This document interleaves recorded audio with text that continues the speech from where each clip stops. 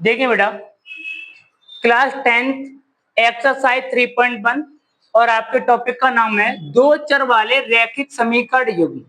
पहली बात तो आप लोग दो चर वाले रैखिक समीकरण युग्म चैप्टर के बारे में आपको जानकारी होनी चाहिए। ये चैप्टर है किसके बारे में? तो सबसे पहले आप लोग याद करेंगे चर और अचर पद के बारे में। चर पद, चर पद हमारे जो भी होते हैं वो हमारे ABCD के जितने भी अल्फाबेट होते हैं उसे क्या कहलाते हैं? चर पद।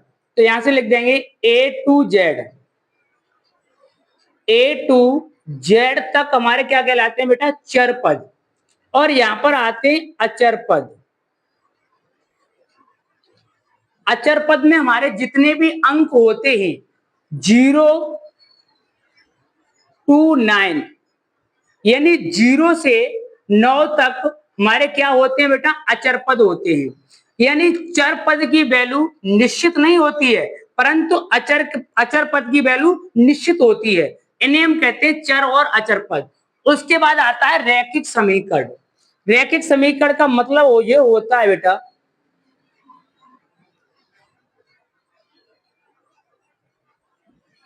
रैखिक समीकरण मतलब होता है ऐसा चर पद जिसकी पावर 1 हो।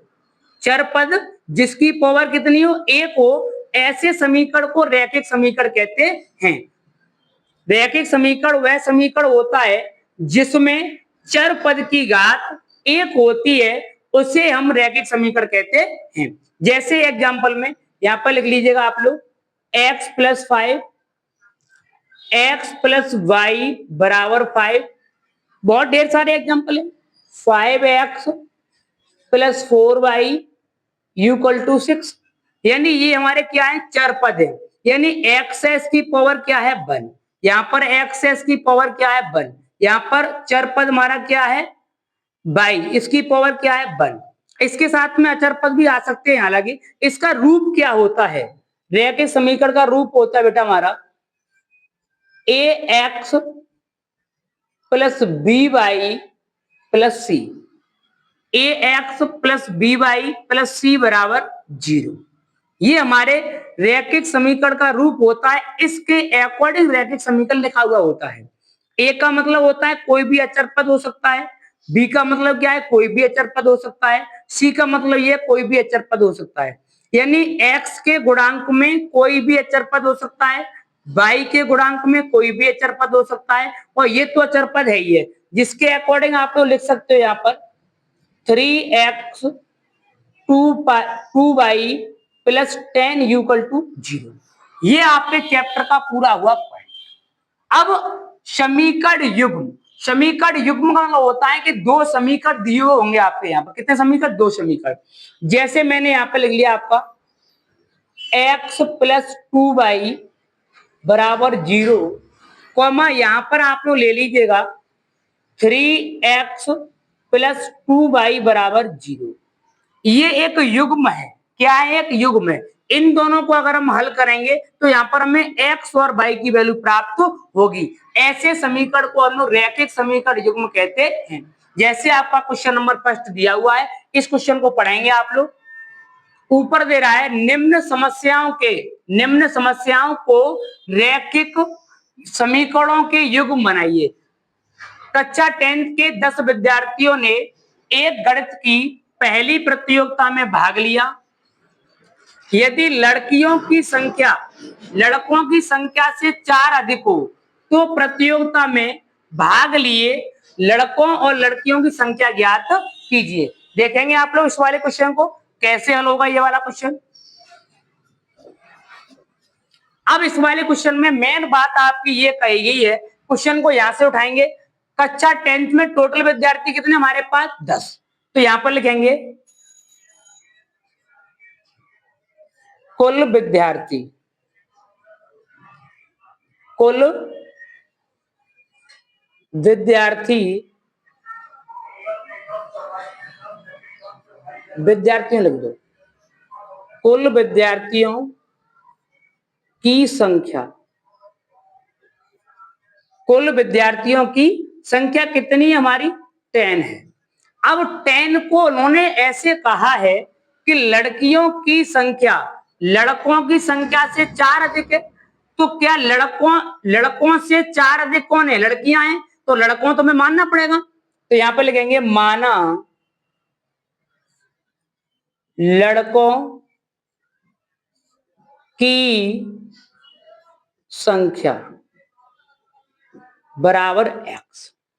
ओनली केवल सवाल में ये कहा गया है लड़कियों की संख्या लड़कों से 4 अधिक है। भाई लड़कों से 4 अधिक कौन है? लड़कियां हैं, तो लड़का तो हमें पता नहीं है, तो पहले लड़कों को मानना पड़ेगा। तो माना लड़कों की संख्या बराबर x। अब लड़कियां कितनी अधिक हैं? 4। किससे? लड़कों से। यहां पे लिखेंगे लड़कियों की संख्या, लड़कियों की संख्या बराबर कितनी अधिक है? 4। किससे? लड़कों से। लड़के क्या माने? x। x plus 4। अब सवाल कह रहा है इन दोनों को जोड़ा जाए, कितने विद्यार्थी हैं? 10। तो यहां पे लिखेंगे लड़के प्लस लड़कियां। लड़के प्लस लड़कियां कितनी हमारे पास? 10 हैं। लड़के कितने हमारे पास? x प्लस लड़कियां कितनी हमारे पास? x प्लस 4 बराबर कितना है? 10। x कितना होता है? 2x plus 4। ये अचर पद है, ये भी अचर पद है। अचर पद को अचर पद के पक्ष में ले जाएंगे। 2x बराबर 10 माइनस 4, 2x बराबर 6, 2 3 या 6। x की वैल्यू कितनी आ गई हमारे पास? 3। यानी लड़कों की संख्या कितनी थी हमारे पास? 3 लड़के थे। अब लड़कियां कितनी अधिक थी? 4। तो कितनी हो गई? 7। दोनों विद्यार्थी कितने हो गए जोड़ के? 10। यही आपके क्वेश्चन का आंसर है। यहां पर लिखना चाहो तो लिख दो आप लोग, लड़कों की संख्या, लड़कों की संख्या बराबर बेटा 3। 3 आई है ना? 3। लिखेंगे लड़कियों की संख्या, लड़कियों की संख्या x प्लस 4, x की वैल्यू 3, 4 और 3 7। यही आपके क्वेश्चन का आंसर हो जाएंगे। उतारेंगे आप लोग इस वाले क्वेश्चन को, देंगे बेटा। इसी प्रकार आपका अगला क्वेश्चन है क्वेश्चन नंबर 2।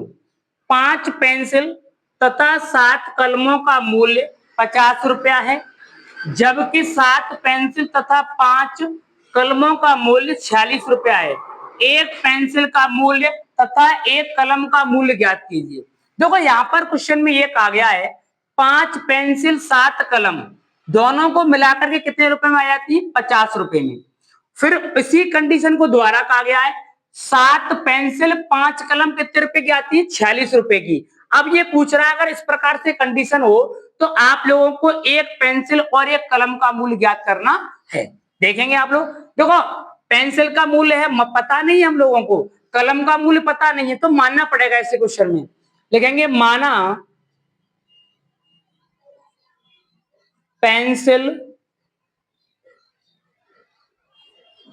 का मूल्य बराबर x रुपया मान लीजिएगा। हमने माना है कि पेंसिल का मूल्य x रुपये में खरीदी थी हमने। अब मानेंगे कलम का मूल्य, कलम का मूल्य बराबर 22 रुपया। हमने मान लिया कि ये हमने 22 रुपये में खरीदी आप लोगों की, यानी दोनों के मूल्यों को हमने मान लिया है। अब मानने के बाद में सही मूल्य निकल आएगा कि हमने कितने रुपए में वास्तव में खरीदी थी। तो 5 पेंसिलें हैं, तो यहां पर ये बन जाएगा पहली शर्त लिख देंगे यहां पर, पहली शर्त। पहली शर्त में कह रहा है 5 पेंसिल 7 कलम, तो ये बनेगा 5x प्लस 7y बराबर कितने रुपए में आएंगे? 50 रुपए। उसके बाद में 7 पेंसिल 5 कलम, 7 पेंसिल, इसको चाहो समीकरण नंबर 1 दे दो चलो। अब कह रहा है दूसरी वाली शर्त में, दूसरी शर्त में, दूसरी शर्त में कह रहा है कि 7 पेंसिलें हैं और हमारे पास 5 कलम है, दोनों को कितने रुपए में खरीदा है? मिलाकर के 46 रुपए में। इसको दे दो समीकरण नंबर 2। अब यहाँ पर इस प्रकार के क्वेश्चन को आप लोग, दो हमारी विधि होती है, विलोपन और प्रतिस्थापन विधि। विलोपन का मतलब ये होता है, समझाएंगे दोनों को। यहाँ पर आप लोग लिख दीजिएगा, समीकरण फर्स्ट व सेकंड को हल करने पर, हल करेंगे इसको, तो हल करने पर ये बनेगा 5x प्लस 7y बराबर 50। अगले वाले पार्ट में है 7x प्लस 5y बराबर 46 रुपए। ये आपकी कंडीशन हुई दोनों। अब इन दोनों कंडीशनों क्या करेंगे हम लोग, हल करेंगे। हल करने का मतलब बेटा ये होता है यहाँ पर कि अब हम यहाँ पर लगाएंगे कौन सी वाली विधि, विलोपन विधि।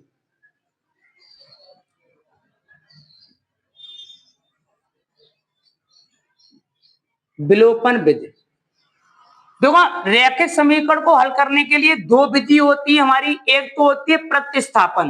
प्रतिस्थापन का होता है कि कोई भी x या y की वैल्यू को हटाना।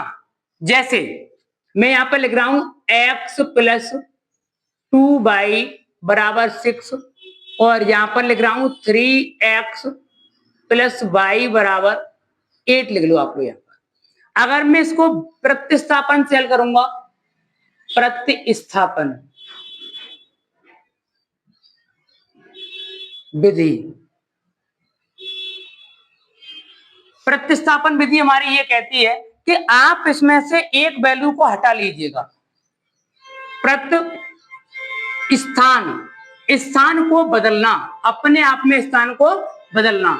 तो x प्लस 2y बराबर 6, इसका x का मान निकालेंगे तो इस संख्या को उधर ले जाएंगे और ये हो जाएगा 6 minus 2y। 6 minus 2y, x का मान समीकरण नंबर 1 में नहीं लगाएंगे हम लोग, इसको समीकरण नंबर 1 देंगे, इसको समीकरण नंबर 2 देंगे। आगे मैं कराऊंगा इस वाले पॉइंट को पूरा अच्छी तरीका से।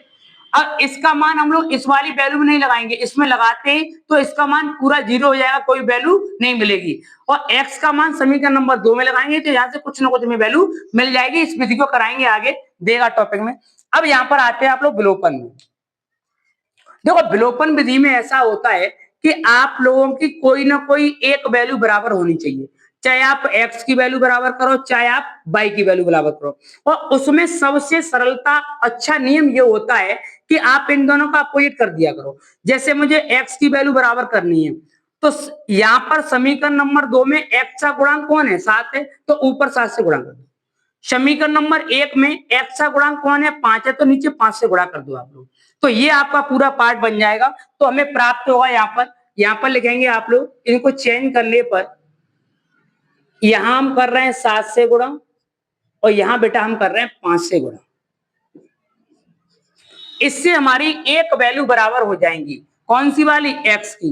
दोबारा समझेंगे, x की वैल्यू बराबर करने के लिए x का गुणांक 7 है तो ऊपर 7 से गुणा किया है, इस x का गुणांक 5 है तो 5 से गुणा किया है, x की वैल्यू बराबर हो जाएगी। अब आप सोच रहे होंगे सर x की करेंगे y की भी कर सकते हो आप लोग। यहाँ पर y का गुणांक कितना है, 5, तो ऊपर 5 से गुणा कर दीजिएगा। इस y का गुणांक कौन है, 7, तो नीचे 7 से करेंगे, यानी एक दूसरे के अपोजिट गुणा करते हैं समीकरण में। तो हमें पहला वाला समीकरण क्या प्राप्त होगा, 35 x प्लस 7 7 49 y बराबर 7 पन्ना 35 350। अगला वाला पार्ट क्या बनेगा, 35x प्लस 55 25 y, 24 छिक्के कितना होता है, 5 छिक्के 30, हासिल 3, 4 पन्ना 20 और 3 23। अब आप इसको हल करेंगे। यहाँ पर हल करने पर हम लोग क्या करेंगे, देखो अपोजिट डायरेक्शन करेंगे, दोनों धनात्मक है ऋणात्मक चिन्ह लेंगे, दोनों धनात्मक है ऋणात्मक, दोनों धनात्मक ऋणात्मक। अगर तीनों जगह पर सेम चिन्ह आए हैं तो लिख देंगे घटाने पर, घटाने पर, यानी तीनों जगह पर हमारे सेम चिन्ह बन रहे हैं, तीनों जगह माइनस हो रहा है तो हमने लिख दिया घटाने पर। देखो माइनस के 35x है, प्लस का 35x 0 बार कटेगा। अब आप इसमें से घटाएंगे, 49 में से 25 जाएगा, कितना हो जाएगा 24y बराबर यहाँ पर कितना हो जाएगा आप लोगों का 120, 0 2 1, 24 पंजे होता है 120, यानी y का मान हमारा कितना आ गया 5। y का मान जब 5 आ गया आप लोगों का तो बाई मैंने क्या माना है, कलम, यानी कलम का मूल्य कितना था, 5 रुपया। सेम इसी प्रकार बाई का मान चाहे आप समीकरण नंबर 1 में लगा लेना, चाहे आप समीकरण नंबर 2 में लगा लेना, इससे क्या मिल जाएगा हमको, एक्स का मान। तो आप लोग ऊपर देखेंगे, इस वाली बात को हटाएंगे ऊपर से और यहां पर लिख देंगे आप लोग बाई का मान,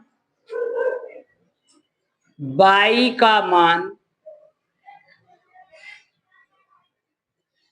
समीकरण 1 में, बाई का मान समीकरण 1 में, बाई हमारे पास क्या है, 5x प्लस 7y बराबर कितना है बेटा, 50। अब आप देखेंगे बाई की जगह पे कितना पुट करेंगे, 5, 5x 7 गुणा 5 बराबर 50। देखो बेटा 5x 7 पन्ना 35, 50, ये अचर पद है, ये भी अचर पद है, अचर पद की तरफ ले जाओ। 50 माइनस 35 कितना बचा, 15, 5 तिया 15, एक्स का मान कितना निकल आया, 3।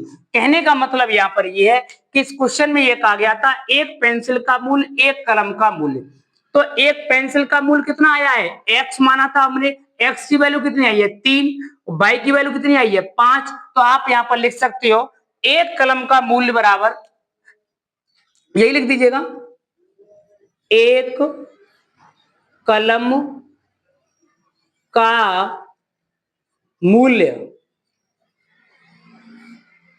एक कलम का मूल्य हमने कौन कलम क्या माना है, बाई माना है, कितना आया है, 5।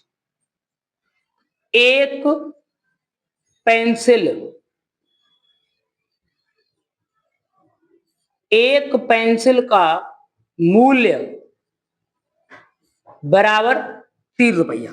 अब हमने क्वेश्चन को तो हल कर लिया पूरा, अब हमें थोड़ी सी ये डाउट चल रहा है कि क्वेश्चन हमारा सही है या गलत है, तो उसकी जांच करेंगे। उत्तर की जांच आप लोग यहां पर लिख दीजिएगा, लिख देंगे उत्तर की जांच, उत्तर की जांच। आपको प्रत्येक सवाल की, प्रत्येक क्वेश्चन की आपको उत्तर की जांच मिलेगी, आपका कंफ्यूजन दूर हो जाएगा कि क्वेश्चन सही किया है या हमने गलत किया है। देखिएगा एक क्वेश्चन फर्स्ट कौन सा है, 5x प्लस 7y बराबर 50। पहला समीकरण हमने माना है 5x प्लस 7y बराबर 50, तो यहाँ पर 5 लिखिएगा पहले आप लोग, x की वैल्यू क्या आई है हमारे 3, तो यहाँ पर 3 लगा दीजिएगा, प्लस यहाँ पे कितना हमारा 7, इसकी वैल्यू कितनी आई है 5। देखो 5 तिया 15 और 7 पन्ना 35, 35 15 कितना होता है 50, 50 ही है, राइट है बिल्कुल। अब आप अगले पे आएंगे, अगले वाले में कौन है 7 और इसकी वैल्यू कितनी आई है हमारे पास 3, प्लस यहां कितना है 5 और इसकी वैल्यू कितनी आई है 5, 7 तिया 21 और 7 पन्ना वो 55 25, 25 और 21 कितना होता है बेटा हमारा 46, 46 ही है। इस प्रकार से आपका क्वेश्चन पूरा हुआ और आपके क्वेश्चन के उत्तर की जांच भी हो गई कि हमारा क्वेश्चन जो किया हुआ है बिल्कुल सही है, कहीं गलती नहीं है। देखिए बेटा 3.1 में क्वेश्चन नंबर 2 को लिया गया है, अनुपात A1/A2 B1/B2 C1/C2 की तुलना कर ज्ञात कीजिए कि निम्न समीकरण युग्म द्वारा निरूपित रेखाएं एक बिंदु पर प्रक्षेपी करती हैं, समांतर हैं, संपाती हैं। बेटा समांतर संपाती से पहले आप लोग सूत्र लिखेंगे, 3 सूत्र होते हैं, A1/A2 not equal to B1/B2, तो कहलाएगा प्रक्षेपी रेखा। A1/A2 बराबर B1/B2 not equal to C1/C2 कहलाएगा समांतर रेखा। A1/A2 B1/B2 इक्वल C1/C2 क्या कहलाएगा, समांतर संपाती रेखा। यानी ये तीनों पॉइंट आपको याद करने पड़ेंगे, इन तीनों का बहुत महत्व है और छोटी सी बातें याद करने में, दोनों बराबर नहीं है प्रक्षेपी, 2 बराबर है 1 बराबर नहीं है संपाती, तीनों बराबर है, तीनों बराबर है आपके संपाती, और 2 बराबर है 1 बराबर नहीं है तो क्या कहलाएगा, समांतर रेखा। इतना ही पॉइंट ओनली केवल। अब आप देखेंगे इस वाले पार्ट को कैसे हल करेंगे आप लोग। पहले वाले क्वेश्चन पर आते हैं आप लोग। क्वेश्चन आपके यहाँ पर 3 इस प्रकार से, पहला क्वेश्चन, दूसरा क्वेश्चन और बेटा तीसरा क्वेश्चन। पहले वाले क्वेश्चन को आप लोग समझेंगे अच्छी तरीका से, 5x minus 4y plus 8 equal 0, इसको आप समीकरण नंबर 1 दे देंगे। 1 देने के बाद में चलो यहां से हल करना शुरू कर दो। लिखेंगे रैखिक समीकरण, रैखिक समीकरण। बेटा रैखिक समीकरण दो प्रकार से आपको डिस्ट्रीब्यूट किया गया है यहाँ पे। पहला वाला वैसे मूल रूप जो होता है वो होता है a x plus b y plus c बराबर 0। उसके बाद में इसके दो पॉइंट इसलिए बने हुए हैं, पहले समीकरण में चलेंगे तो लिखेंगे a one x b one y plus c one बराबर 0। दूसरे में चलेंगे तो लिखेंगे a two x b two y plus c two बराबर 0। इन दोनों को इस प्रकार से लिखा गया है, इन दोनों को यहाँ पर इस्तेमाल होगा, हल होंगे दोनों। देखेंगे आप लोग बेटा इस वाले पॉइंट को पूरा देखेंगे यहाँ पर। तो ये वाला पार्ट हमारा रैखिक समीकरण लिखेंगे a one x plus b one y plus c one बराबर 0। तुलना करेंगे इसकी, एक्स यहाँ भी है, एक्स यहाँ भी है, ए वन की वैल्यू कितनी होगी 5। बहुत बच्चों को दिक्कत होती है तुलना करने में, मेरे पढ़ाने का तरीका ही बहुत आसान है। आप एक बार वीडियो देखेंगे आप लोग एक्सपर्ट हो जाएंगे ऐसे सवालों में। बाई यहाँ भी है, बाई यहाँ भी है, बी वन की वैल्यू -4, बी वन बराबर -4, सी वन बराबर 8। बात करिए पहले वाले पार्ट की। अब आते हैं दूसरे वाले पर। दूसरा वाला पार्ट है 7 प्लस का 6x माइनस 9 बराबर 0। अब यहाँ पर रैखिक समीकरण लिखा है, यहाँ भी रैखिक समीकरण लिखेंगे तो यहाँ लिखेंगे रैखिक समीकरण, रैखिक समीकरण यहाँ पर लिखेंगे a two x plus b two y plus c two बराबर 0। अब यहां पर आप लोग क्या करेंगे, समीकरण नंबर 2 आपका यही तो है, यहाँ पर लिख दो समीकरण नंबर 2। अब यहां से हम तुलना करें तो x यहां भी है, x यहां भी है, तो a2 की वैल्यू कितनी हुई हमारी 7, a2 बराबर 7।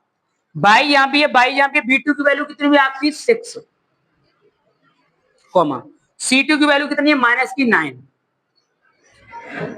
अब आपने दोनों वैल्यूओं को निकाल लिया। अब आपको इस वाले पार्ट में जाना पड़ेगा, इनमें से कौन से वाले पार्ट में ये सूत्र सेट हो रहा है या इनकी वैल्यू सेट हो पा रही है।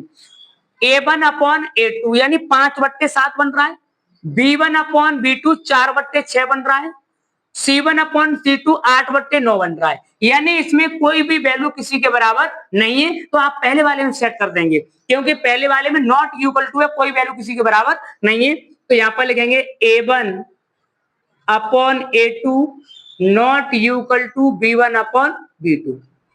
वैल्यू पुट करेंगे आप लोग, 5/7 नॉट इक्वल टू, और यहां पर कितना है -4/6, यही है ना।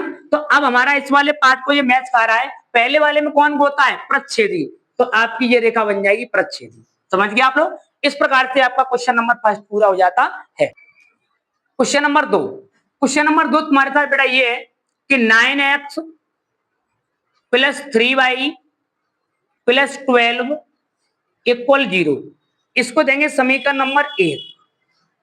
समीकरण नंबर 1 देंगे। अब इस वाले पार्ट को आप लोग हल करेंगे, यहां लिखेंगे रैखिक समीकरण।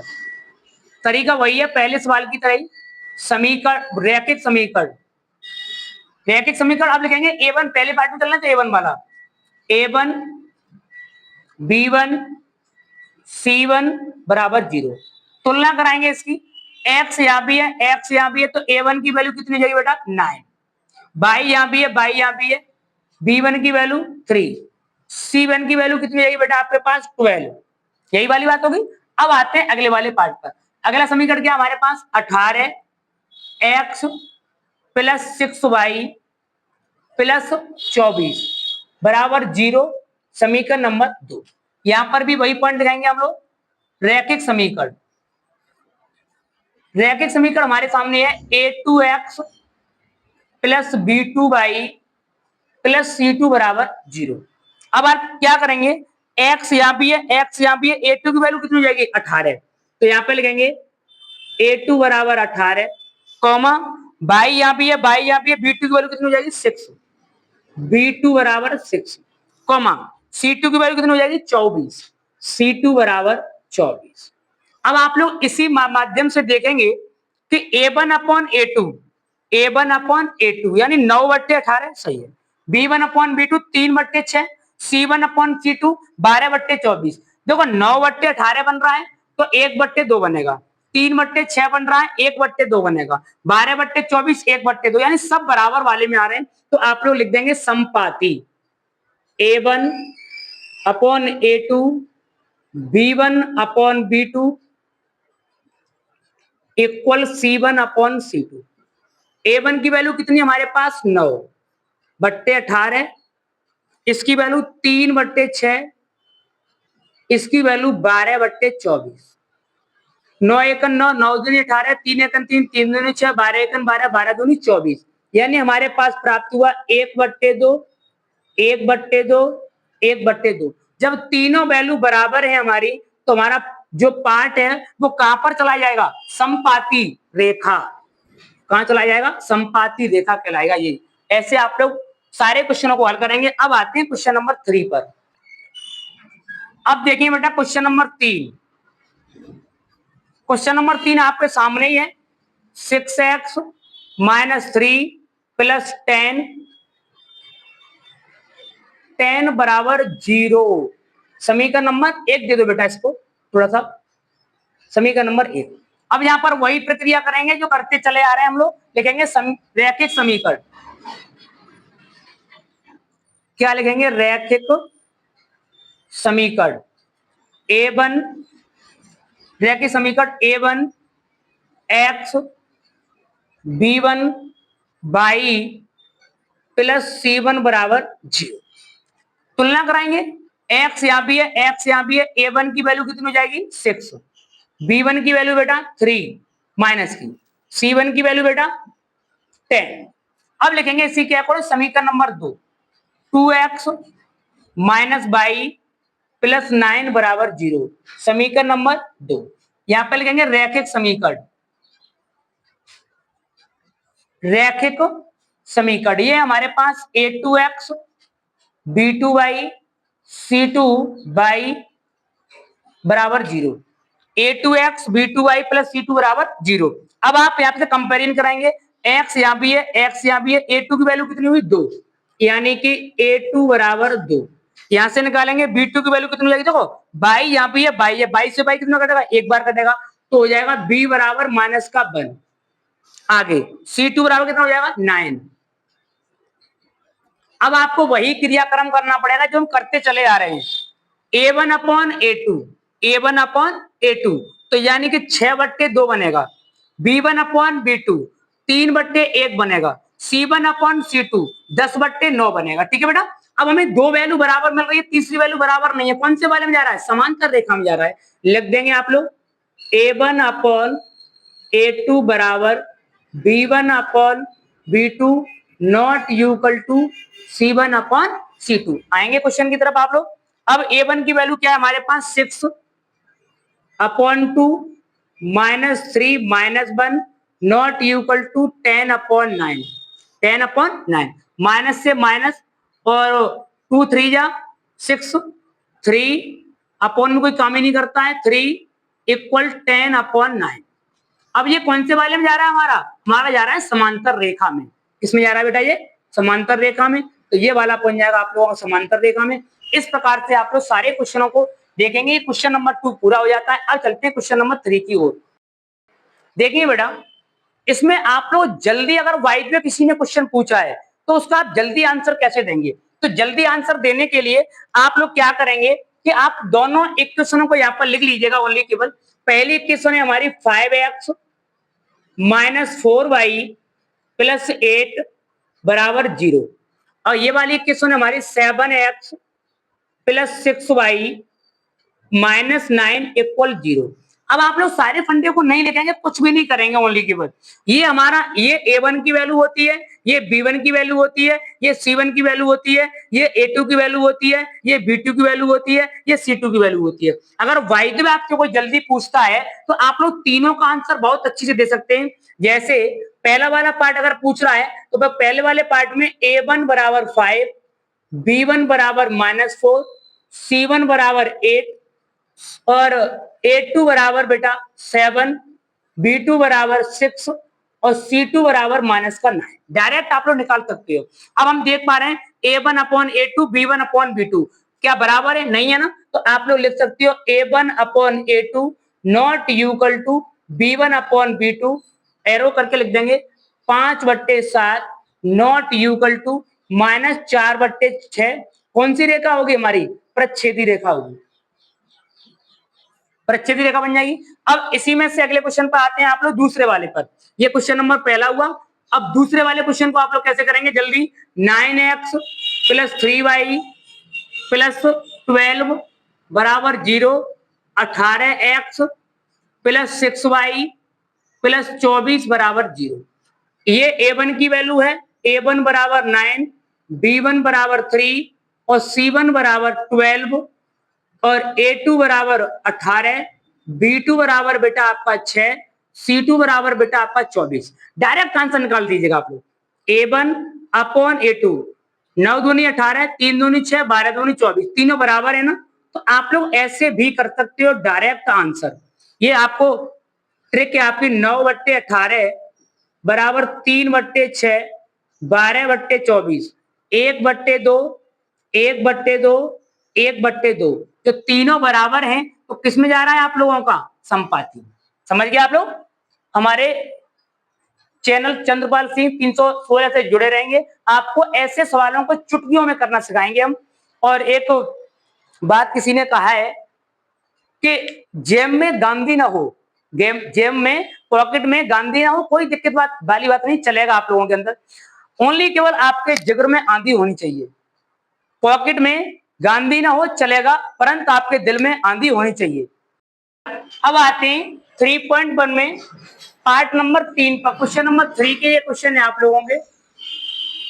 अनुपात A1 upon A2 B1 upon B2 C1 upon C2 की तुलना कर ज्ञात कीजिए कि निम्न समीकरणों के युग्म संगत है या असंगत है। देखेंगे यहाँ पर, अगर आपकी प्रच्छेदी रेखा है तो संगत युग्म होगा, अगर आपकी समांतर रेखा असंगत होगा, अगर आपकी संपाती है तो संगत होगा।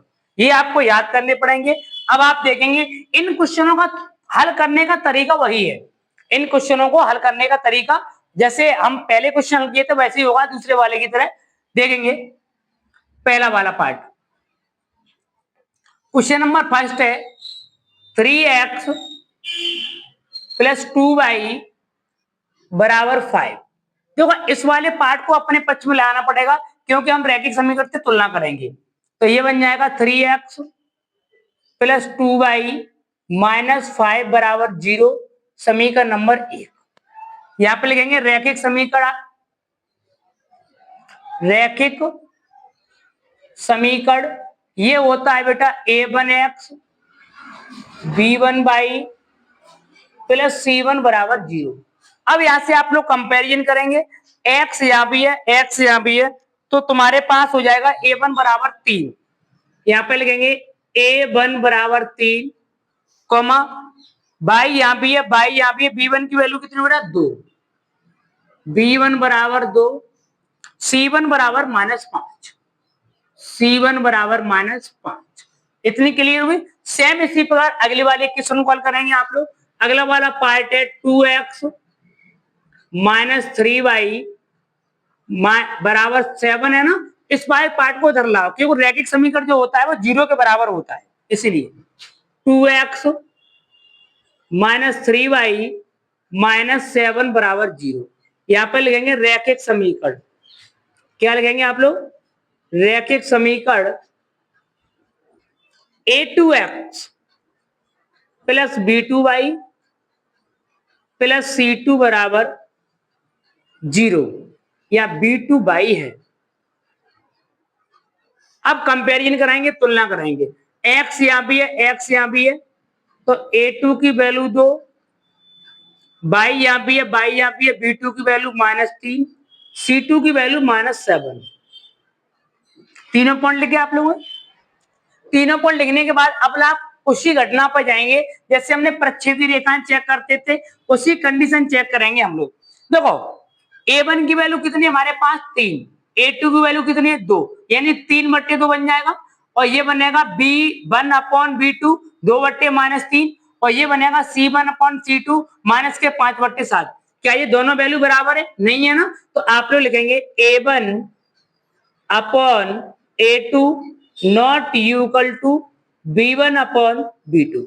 अब हमारे पास वैल्यू क्या है? 3 अपॉन कहां गया 2 नॉट इक्वल 2 अपॉन -3। अब दो बराबर नहीं है, कौन से वाले में जा रहा है? ये हमारा कहलाएगा संगत पार्ट। क्या कहलाएगा बेटा?